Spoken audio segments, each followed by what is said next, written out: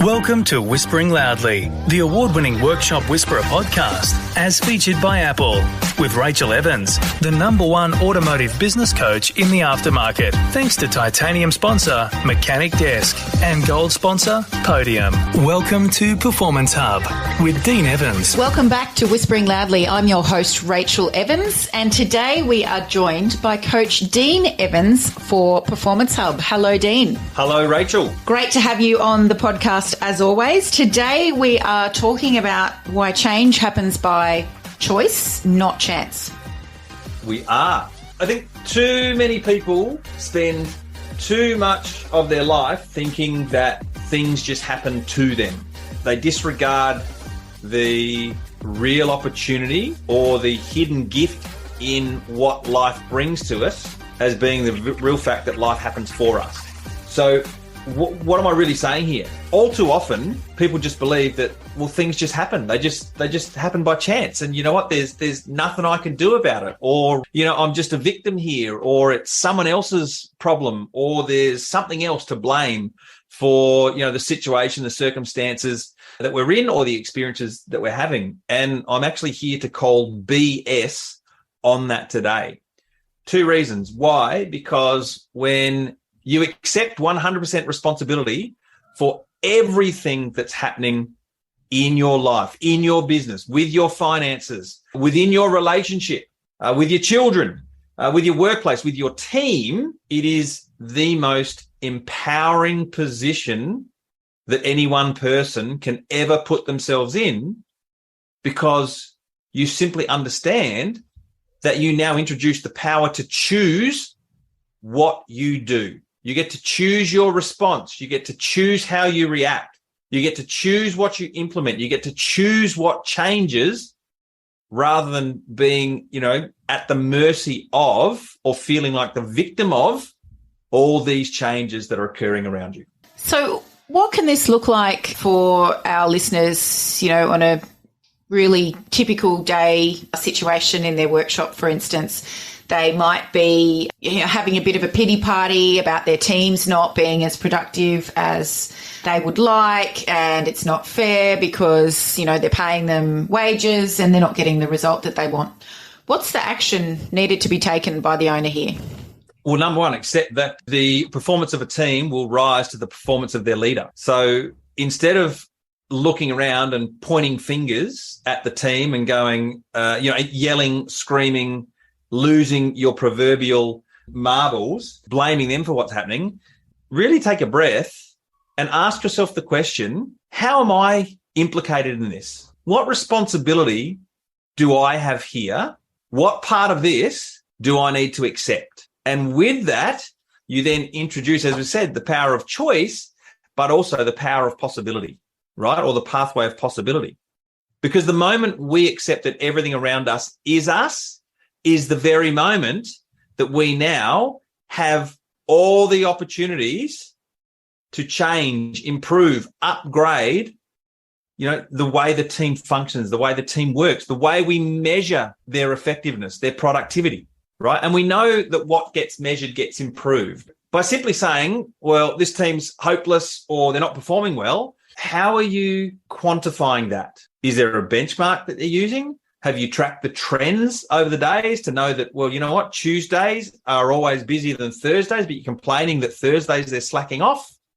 So what are the ways we're using to quantify the statement that, the team's hopeless, the team's not performing? The other part to that, of course, there's two parts to this, and we break this down between our decisions and our beliefs. All of the results that any workshop owner is currently experiencing are 100% because of the decisions they've made about how things should be done right now. Okay. And even if you don't believe that your team, your cash flow, your profitability, your systems are where they should be, or that, let's say that the repair work or the service work is not being done to your standard, if you are allowing that to continue, you are implicit in the result. So what you permit, you promote. And not speaking to someone about a lower than expected standard of performance, standard of behavior, right? By not raising that, you are simply saying this is acceptable. So the decisions we make on a daily basis and the decisions that people have made last month, last quarter, last year will have a direct impact on the current results that you're seeing in your workshop. If nothing changes, nothing changes. Well, what has to change? The first thing that has to change is your belief around what is possible. What could be different? What could be better? What could be improved if we just did insert change here, right? This is just invoking the concept of cause and effect. And if we are always at cause, what do I mean by at cause? If we are always accepting that we have 100% ownership, 100% responsibility over what happens next, what we do next, right? Then we create cause and effect. If we change something, something changes, right? Or as one of my famous lines goes that I learned from a mentor of mine, nothing changes around us until something changes within us. So if we're going to hold regular toolbox meetings, if we're going to review productivity levels of individuals and teams regularly, if we're going to consistently review our expenses, consistently review our financial position, with our key personnel in our business, might be our business partner, our service advisor, workshop manager. If we are going to change the way we do things because we believe that things can be done different or differently, then we will, in fact, experience change, not by chance, but merely because we've made a choice that things must change. It's a decision. What we need to do is ask ourselves the questions. We need to accept responsibility for the parts we're playing in any situations which we see are unfavourable. And then we actually need to take decisive action in order for something to change. Correct. The first catalyst to change is a decision that something must change. Right? We've got to make the decision first. We don't act and then decide. We decide and then act. So what's the choice going to be? Are we going to accept the status quo, how things are? Or do we believe that things could be done better?